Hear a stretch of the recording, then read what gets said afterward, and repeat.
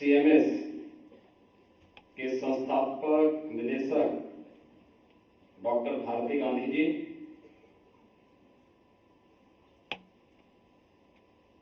प्रबंधक CMS professor Geeta Gandhi Clinton,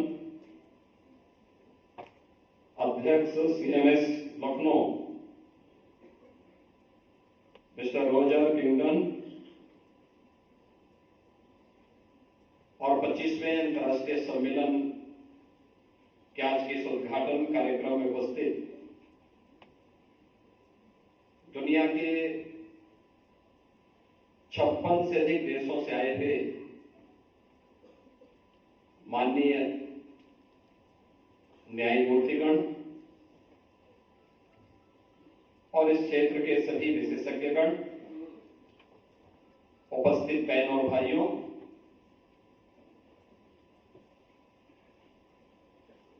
Bharat के सबसे बड़ी आबादी के राज्य उत्तर प्रदेश के इस 25वें सम्मेलन के उद्घाटन कार्यक्रम के अवसर पर मैं आप सभी का उत्तर प्रदेश शासन और उत्तर प्रदेश की नागरिकों की ओर से हृदय से स्वागत करता हूं, अभिनंदन करता हूं।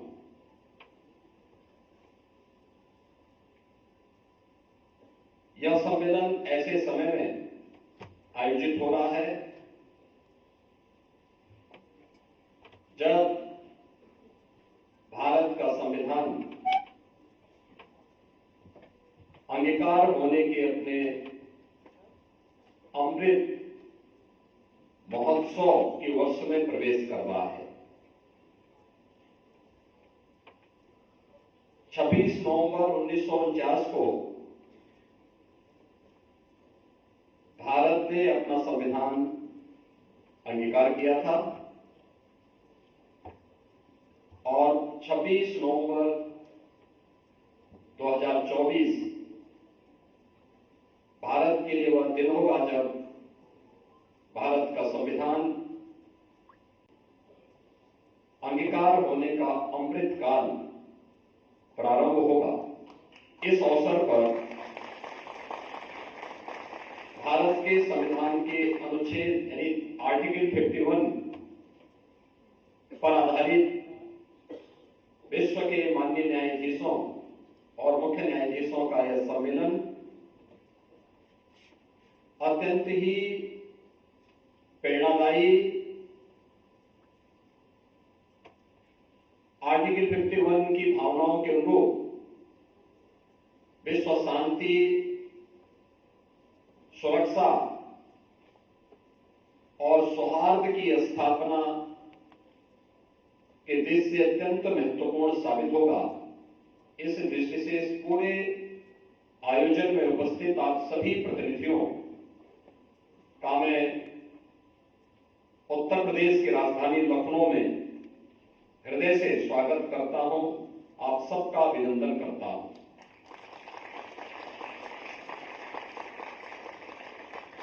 इस सम्मेलन में आप सभी माननीय अतिथियों को, बहुत सारे अतिथि ऐसे होंगे जिनको कई बार इस सम्मेलन में आने का अवसर प्राप्त होगा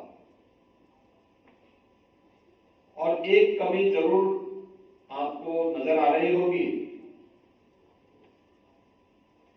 कि सीएमएस के संस्थापक और आज से 25 वर्ष पहले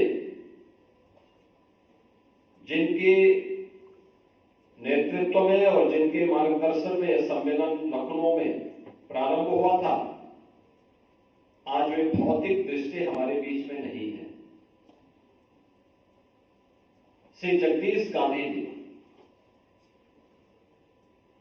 जिनका भी कुछ देर पहले यहां पर इस सभागार में स्मरण किया गया, मैं इस अवसर पर उन्हें भी विनम्र श्रद्धांजलि अर्पित करता हूं और सिटी मांटेसरी स्कूल की संस्थापक निदेशिका डॉक्टर भारती गांधी और इस अंतर्राष्ट्रीय सम्मेलन की संयोजिका और संस्था के प्रबंधक प्रोफेसर गीता गांधी क्लिंटन जी को इस सम्मेलन के लिए कि श्री जगदीश गांधी जी ने जो एक शुरुआत की थी आज से 25 वर्ष पहले, उसको उन्होंने अनवरत रूप से आगे बनाए रखा है। इसके लिए मैं उन्हें हृदय से बधाई देता हूं।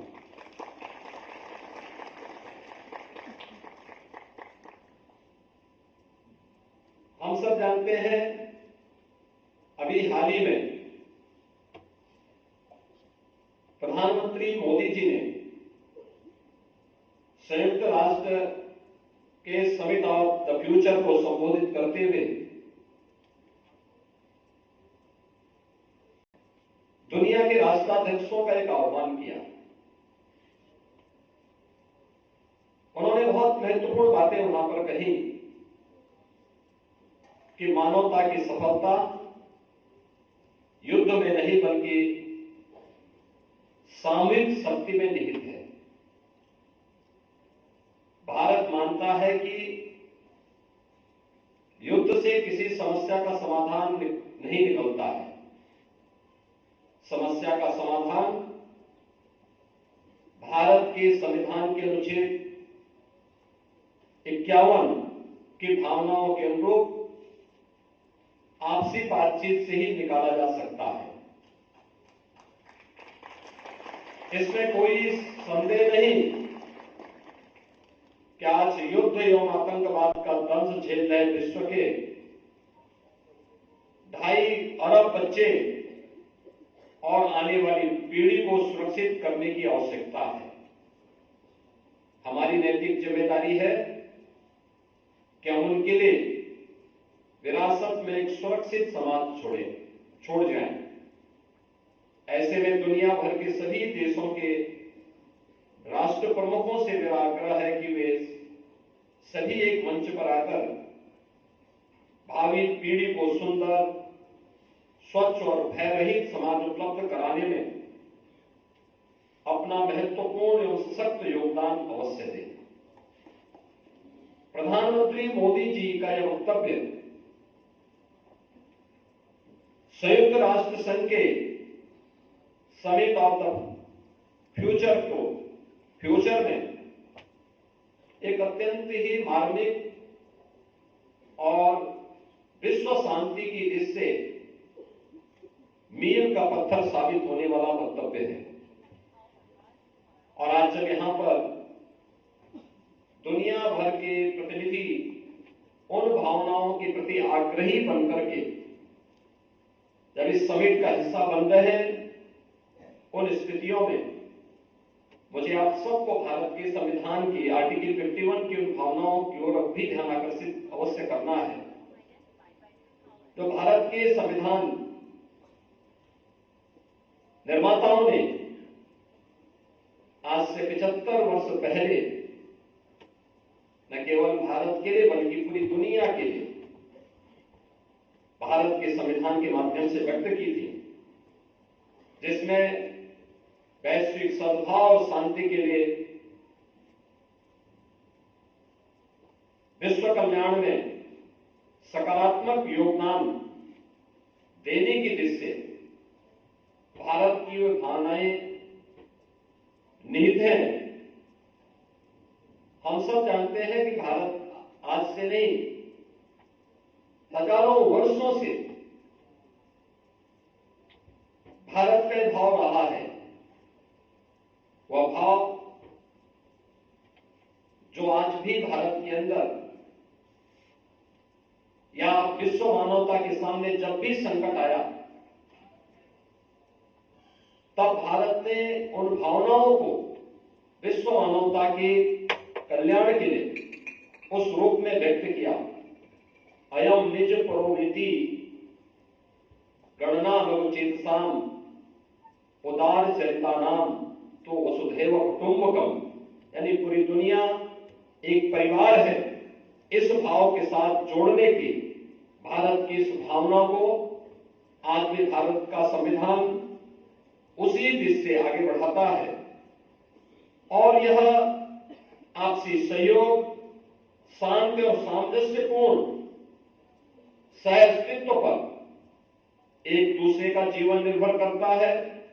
इसकी पुरजोर वकालत भी भारत का संविधान करता है। यह विशेष रूप से विश्व शांति के प्रति भारत की प्रतिबद्धता का प्रतीक भी, जो सम्मानजनक अंतर्राष्ट्रीय संबंधों को विकसित करने और संघर्षों को शांतिपूर्ण ढंग से हल करने के नैतिक मार्ग का अनुसरण करने के लिए भी हम सबको प्रेरित करता है। भारत की नीति संविधान के सिद्धांतों के अनुरूप सभी राष्ट्रों के बीच संवाद, सहयोग और पारस्परिक सम्मान पर बल देती है। भारत का महत्वपूर्ण वैश्विक प्रभाव अंतर्राष्ट्रीय निकायों और मंचों पर इसकी सक्रिय भागीदारी से स्पष्ट है। संयुक्त राष्ट्र जैसे अंतर्राष्ट्रीय संस्थानों में भारत की सक्रियता वैश्विक शांति और एकता को बढ़ावा देने के लिए भारत की प्रतिबद्धता को ही दर्शाती है। आर्टिकल 51 की उन भावनाओं का सम्मान करते हुए दुनिया भर के शांति और सुरक्षा के प्रति आग्रही माननीय मुख्य न्यायाधीशों और न्यायाधीशों का यह सम्मेलन अत्यंत ही प्रेरक और मार्गदर्शक हो सकता है।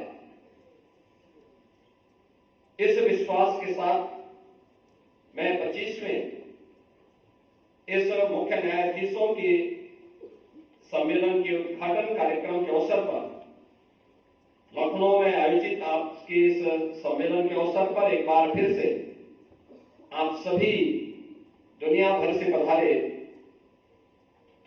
सभी सम्मानित अतिथियों का उत्तर प्रदेश की राजधानी लखनऊ में हृदय से स्वागत करता हूं, अभिनंदन करता हूं और विश्वास व्यक्त करता हूं कि हम सब भारत के संविधान के आर्टिकल 51 की भावनाओं के अनुरूप विश्व शांति और सुरक्षा के प्रति भारत के संविधान निर्माताओं की भावनाओं के अनुरूप विश्व के कल्याण का मार्ग प्रशस्त करने के इस अभियान का हम सब हिस्सा बनेंगे। इस पूरे आयोजन के प्रति मैं आप सबके प्रति हृदय से अपनी भावनाओं सम्मान व्यक्त करते हुए इस पूरे आयोजन के प्रति अपनी शुभकामना देता हूं। धन्यवाद। जय हिंद।